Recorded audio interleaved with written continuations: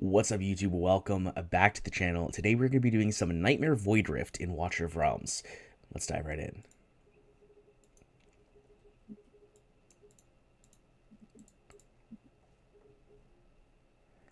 And welcome back, guys. Thank you so much for stopping by the channel. Before we get into it, don't forget to like the video if you like it by the end of it. Also, don't forget to hit that sub button because we are pushing for 5,000 subscribers by the end of the year. It would really make my day if we could get even 1 or 2 more subscribers. But guys, we are in Nightmare Void Rift. We've made it to the final boss, which is Toreador. Now, I know there's been a lot of different guides on how to do this, but I myself haven't really done one yet. And I figured, why not do it on Nightmare difficulty with the champions that I have, just to give you a sort of general idea of what the strategy looks like. So guys, this is the strat that I have been using. The reason that I use this strat is because it gives me a lot of good value with the champions that I use and the success that I have. So I have a couple people here that are really important for this place, this role, but there are some things you can swap out with. So first things first, guys, you need to have at minimum 2 tanks. The minimum 2 tanks here are going to be, for me, Isolde and Olag. Brokir is an additional tank that I like to use because he does assist a little bit more in some of the locations, but one of your tanks in this situation could be replaced with someone like a Wrath or other, a healing capable person. Oops. Because you need to have someone who can deal a little bit of damage but survive in the top lane without a healer. So ideally, you're going to want someone who has the ability to heal themselves or become invulnerable or something along those lines for the top lane. Then you're really going to want a big single target damage dealer. The best person for this role is 100% going to be Silas, but this could be Setram. I've done it with Setram basically until I got Silas, and it is definitely possible with Setram. But Silas has a much lower gear requirement in order to get it done because of his ability to pierce defense. Then you're going to want a single healer, preferably that has a relatively good range, someone with like 2 to 3 tiles in front of them, so that you can heal the bottom square in that location. Then you're going to want 2 ranged fighters, preferably Valkyra being one of them, which realistically, she is a pretty common legendary, so you should have at least a single copy of her. If you have her at A1, it's even better, but you don't need this slot. I've done this slot with Deimos before. It could be really anyone. However, you do need 1 ranged fighter, whether it be Zillitu or Valkyra. Preferably Zillitu. I believe Arrogance can get the job done as well. Maybe even Lust could do the role. I'm not sure. I personally use Zillitu because it just works out really well. She does a lot of really powerful single target damage, which is what we're looking for. So let's dive in really quickly and just show you the basic strat and how I'm setting things up. So right off the bat, there's a couple things that are really important. First things first, you want to set a tank down here by this blue area. The reason we're doing this is because we have mobs that spawn down here almost instantaneously, and we want to be able to control them. Then we are going to want to place one of our fighters in this position. Now, you can face them this way to handle this bottom row. If you're using Valkyra, you want to face her up because she's going to be able to reach this top line up here, right? Whether it's at base or with her ultimate, she will be able to reach that top line, which is very helpful in dealing damage to the enemies that show up in this area. The next thing that we're going to be doing is we're going to be placing a healer for this bottom row to keep both our Isolde and our Valkyra alive. And that role for me is going to be placed by Eunomia. It could be literally anyone that has a range of at least 2 full sets of tiles in front of them to be able to handle this entire square here. Then at this point, we'll go ahead and speed it up a little bit. We're going to go ahead and pop Valkyra's ult here just to deal damage to these guys here and deal a little bit of damage here. At this point, I'm going to place my Silas up top. Again, this could be a Setram or really any strong single target DPS. Gonna do our best to keep our Isolde alive here.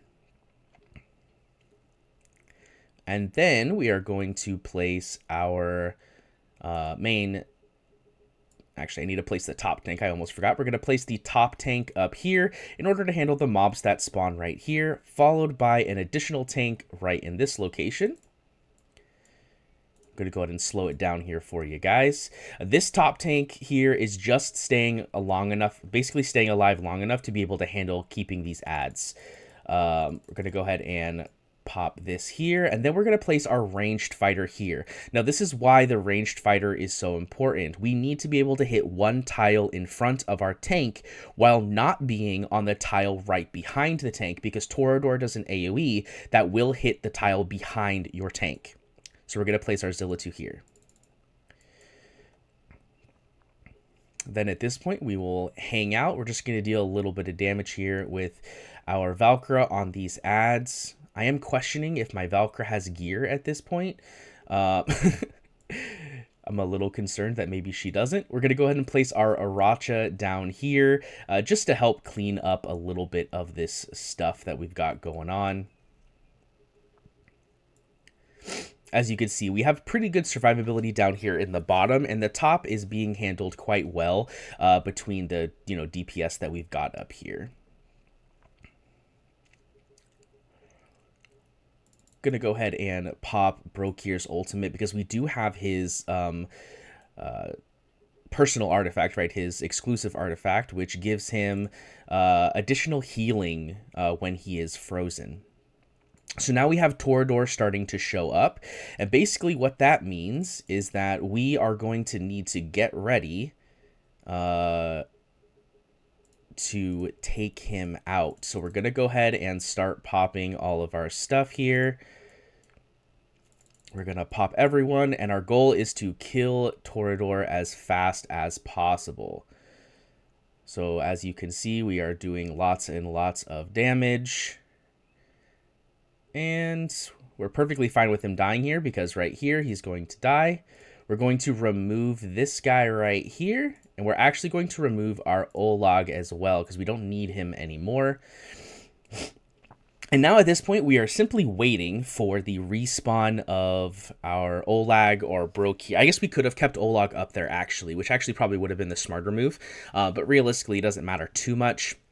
We want to be able to have one tank up in that top lane, as well as also providing the ranged DPS from our Silas and the ranged melee DPS from our Zilla-2 in order to take down Torador after he's done with this flame fusion. And we have another set of wave of mobs coming down here on the bottom. We actually don't need to kill these mobs. As you can see, we're at 12 of 13, which means all that we need to do is actually kill the boss, and we will complete the run, even if all of these mobs on the bottom side are still alive. So we're going to place our Brokir here. We'll pop our Valkyra just to make sure we don't get overrun in this bottom location. Then we will go ahead and place our Zilla-2 again in the top lane. Then at this point, we'll go ahead and speed things up. And our goal is going to be to just DPS down this boss as fast as possible. This is really important here that you have strong DPS, because while he's in this flame fusion state, he's going to heal a lot. And so it's really important that you have a big chunk of damage here. We're going to go ahead and pop our Silas to start things going. We're going to pop our Zilla-2 to start things going there. And as you can see, we are burning the boss down pretty quickly. And then he gets to below a certain HP. He's going to start healing, which becomes a minor problem. We're going to pop our Brokir here. And you see he starts to heal. And he's dead. And there we go. So it is a rush. This is a gear intensive fight. You do need to, be able to kill the boss and do more damage than the boss is able to heal, which is really, really important. If you're not able to do more damage than the boss is able to heal, the boss will eventually just kill your DPS, right? You'll just die. And so it's really important that you keep that in mind, that you're bringing strong DPS. Again, like I said before, it does not have to be Silas. It does not have to be Zilla-2. In my opinion, these are just two of the best damage dealers for this role. You really do need a second damage dealer. I really don't feel like you can do it with just one. Correct me if I'm wrong. If you've done Nightmare Void Rift with a single DPS, like just a really beefed up Silas, then yeah, maybe it's possible. I personally have never been able to do it that way, but my gear's not always the best. But here we go. We got some really good rewards here. We're going to go ahead and claim our rewards. Let's see what we get our hands on. Oh, wow. Okay, well, let's sell this, and let's sell this, because we don't care about those. Here we got a crit. Wow, this is a good piece. We'll lock that, and crit rate is not the best, and the substats are not the greatest, but we'll see how it rolls in the 4 and the 8 slot, and kind of go from there. But we've got an Ancient Summoning Crystal, 276 Meteorites, and more Nemesis Shards. So definitely not mad about that. That is our Nightmare Void Rift complete.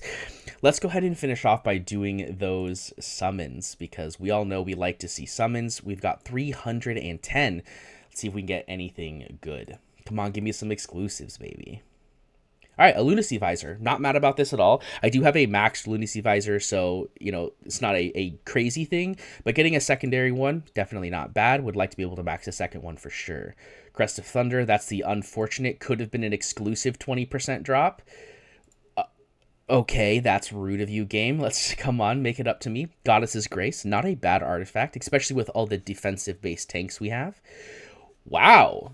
Weaver's Hood. This is Ezrin's exclusive artifact. Increases the hero's healing effect by 10. After Enlightened Breath is triggered, there is a 50% chance to reset its cooldown. That's pretty interesting. Let's go look, because I actually don't know. I don't have an Ezrin. But let's go find him. What is that? Here we go. When an ally HP drops below 30%, immediately grants a 200% attack-based healing to them. Wow, that's actually interesting. That seems like it's a pretty good artifact, especially in a place like Immortal Codex. So, unfortunately, I don't have Ezrin to pair with the artifact. But, I mean, if I do happen to pick him up, that's exciting to get, for sure. We got a couple more. Let's see if we can get one more exclusive artifact. Taya's Bomb. All right. Come on. Give me another exclusive, baby. North's Horn. I'll take it. We got one regular here. Let's see if we can get a mythic from it. Nothing. All right.